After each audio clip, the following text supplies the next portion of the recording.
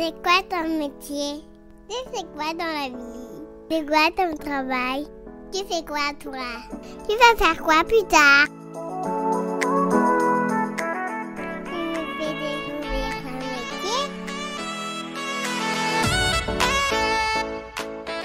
Salut, moi c'est Rémi et vous écoutez Emploi en perspective.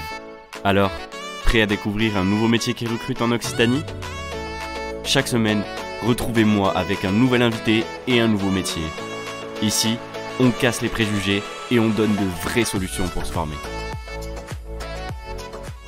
Plus des 2/3 des entreprises du paysage prévoyaient de recruter au premier semestre 2022. On parle de 67% des entreprises, d'après les derniers chiffres de l'UNEP, l'Union nationale des entreprises du paysage. Un chiffre qui est en hausse constante depuis plusieurs années, preuve du dynamisme de ce secteur au cœur des préoccupations environnementales. Pour nous parler plus en détail du métier d'ouvrier du paysage, j'accueille aujourd'hui Lionel Soulier. Bonjour Lionel. Bonjour Rémi. Merci de m'avoir rejoint pour cet échange. Mais avec plaisir.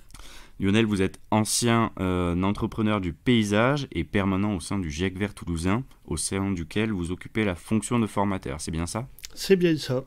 Ma première question pour vous aujourd'hui, être ouvrier du paysage, c'est quoi? En fait, être ouvrier du paysage, c'est très varié. Un ouvrier du paysage peut effectuer en gros 3 types d'activités. Une première activité qui va être tout ce qu'on appelle l'entretien, donc la tonte, la taille de haies, la taille d'arbustes, la taille d'arbres, ainsi que l'entretien des massifs. Une deuxième activité que l'on va appeler la création, c'est tout ce qui est l'aménagement du jardin, la préparation de sol, l'engazonnement, les plantations des arbres, les plantations des massifs. Et ensuite, une troisième activité que l'on appelle, nous, couramment la maçonnerie paysagère, dans laquelle l'ouvrier du paysage va pouvoir mettre en place des clôtures, de l'arrosage intégré, ce qu'on appelle aussi des bandes stériles, peut poser des bordures, mais aussi faire des allées, du dallage, du pavage. Et enfin, on travaille aussi le bois, vu qu'on réalise des terrasses bois. Donc c'est une activité qui est très diversifiée, auquel on va toucher à beaucoup de métiers. On va faire un peu d'électricité, un peu de, on va dire, plomberie, on va faire de la maçonnerie, et puis on va travailler le sol et les végétaux. Parfait. Aujourd'hui, pour exercer ce métier, qu'est-ce qu'il faut? Est-ce qu'il y a des compétences à avoir spécifiques, des formations? Qu'est-ce que vous pouvez nous dire aujourd'hui à ce sujet? Je dirais qu'en tout premier lieu, il faut être passionné par ce métier, passionné par la nature, et que c'est un métier qui est accessible à toutes les personnes à partir du moment où elles aiment bien la nature.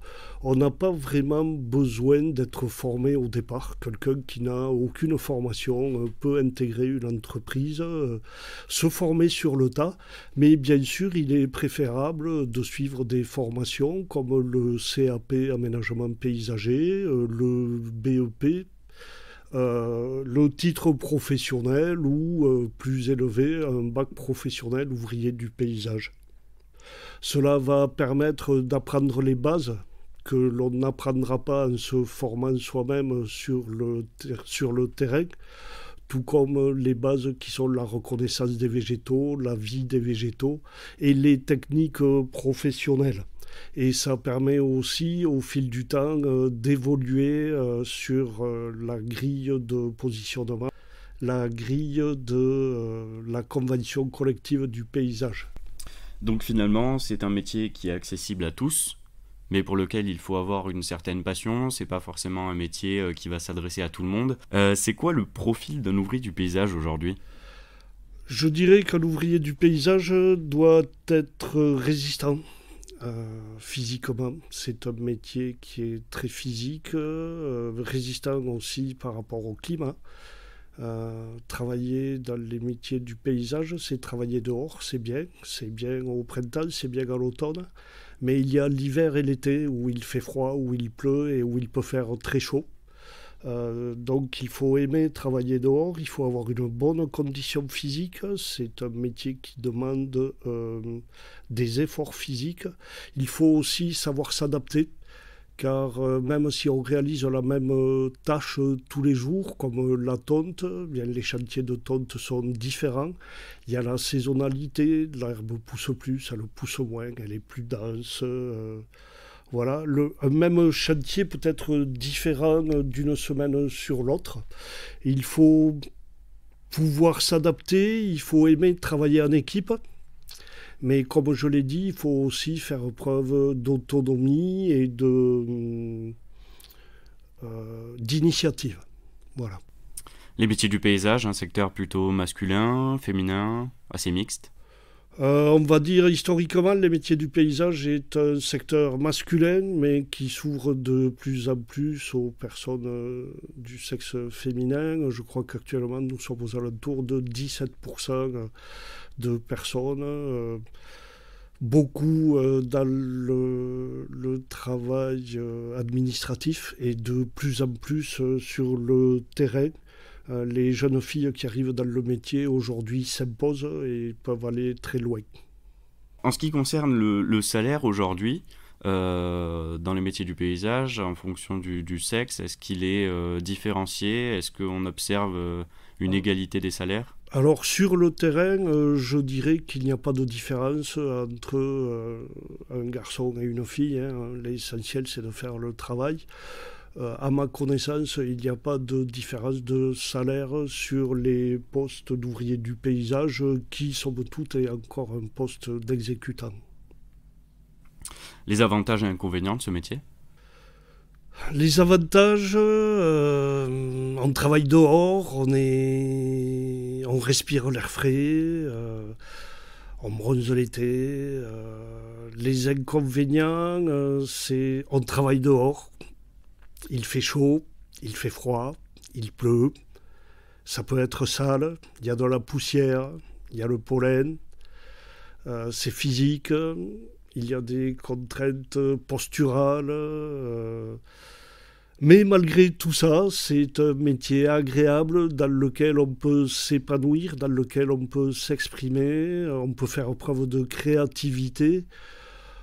Donc, comme tous les métiers, des avantages et des inconvénients, c'est avant tout un métier passion. Un métier de passion qui recrute en ce moment? Oui, c'est un métier qui est en tension. Beaucoup d'entreprises cherchent à recruter, ont du mal à recruter, ont du mal à trouver des candidats. Les entreprises recherchent en permanence de nouveaux collaborateurs. Et même les entreprises qui font appel au GEC, l'organisme dans lequel je travaille, qui est un groupement d'employeurs d'entreprises spécialisées dans les travaux paysagers. Donc nos entreprises adhérentes recrutent et le GEC Vert recrute et nous avons du mal à recruter. Nous sommes depuis 2 ou 3 ans en recherche de candidats et en manque de candidats. Est-ce que vous pouvez nous en dire plus sur cette structure dont vous parlez, le GEC, groupement d'employeurs pour l'insertion et la qualification? Est-ce qu'il en existe plusieurs sur le territoire? Est-ce que vous êtes positionné sur la région toulousaine, sur l'Occitanie? Est-ce qu'il existe d'autres GEC sur les métiers du paysage ailleurs en France? Alors effectivement, le GEC Vert toulousain, un groupement d'employeurs d'insertion qualifiante, comme son nom l'indique, s'occupe des métiers du paysage, donc le vert, et se trouve dans la région toulousaine. Donc il fait partie de la fédération d'Occitanie des GEC. Les GEC sont des structures qui emploient du personnel, la plupart du temps en contrat de qualification, qui vont les former et vont les mettre à disposition des entreprises adhérentes à ces groupements. Lesquels groupements sont d'ailleurs managés par les chefs d'entreprise qui adhèrent à ces groupements. Donc il existe à ma connaissance 3 GEC de travaux paysagers sur la France, un GEC du côté de Lyon et un autre du côté de Marseille. Donc finalement, une personne qui souhaiterait candidater sur les métiers du paysage peut directement contacter le GEC Vert et passer un entretien? Comment ça se passe? Tout à fait. Les personnes postulent auprès du GEC Vert toulousain, vont passer un entretien avec une de mes collègues qui gère le recrutement. Il existe aussi quand même sur la France des GEC agricoles qui ne sont pas spécialisés dans les travaux paysagers, mais qui travaillent beaucoup avec les entreprises du paysage, et notamment le GEC Agri qui se trouve dans la région bordelaise. Un message à faire passer pour conclure cette interview? Écoutez, je dirais toutes les personnes, tous les jeunes ou un peu moins jeunes voulant travailler dans les métiers du paysage, que ce soit principalement une première expérience, peuvent postuler au GEC Vert. Donc n'hésitez pas à venir nous voir. Merci beaucoup Lionel Soulier d'avoir accepté de participer aujourd'hui à ce podcast avec moi. Découvrez chaque semaine un nouvel épisode et un nouveau métier qui recrute. À très vite. Ce podcast vous a été présenté par le Comité régional des GEC d'Occitanie avec le soutien de la région et de la DREETS Occitanie. Retrouvez-nous très bientôt pour de nouveaux épisodes, de nouveaux métiers et de nouveaux invités.